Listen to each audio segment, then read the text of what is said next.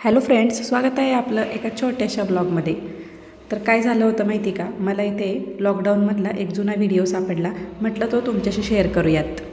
लॉकडाऊनमध्ये आम्ही सर्व घरी असायचो, तर त्यावेळेस अशीच मज्जामस्ती चालू असायची. एक दिवस काय झालं होतं की आरवीला चूल बनवून हवी होती, तर ती मला म्हटली मला चूल बनवून दे. मी तिला चूल बनवून दिली आणि ती सारखीच ती चूल दिसली की मला म्हणायची, चल ना आपण या चुलीवरती काहीतरी बनवू, चल ना आज काहीतरी बनवूयात. आता कोण सांगणार त्या एवढ्याशा जीवाला की एवढ्याशा चुलीवरती काय बनवता येणार बाई.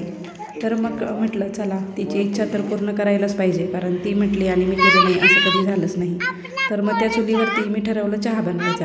आणि आता इथे बघा ही राजवी कशी बडबड करते. चुली बनवली आहे आणि हे माझ्या घरी आहे आणि माझी अनुराधा शिंदे मावशी तिला तिला चहा बनवता येतो आणि तिला चुली पण बनवता येते. मग तिने गॅस पेटवला आणि आपली रेसिपी तयार आहे. आता आपण सुरू करणार आहे कोरा चहा. हे बघा फ्रेंड्स, आता आपण याला बंद केलंय.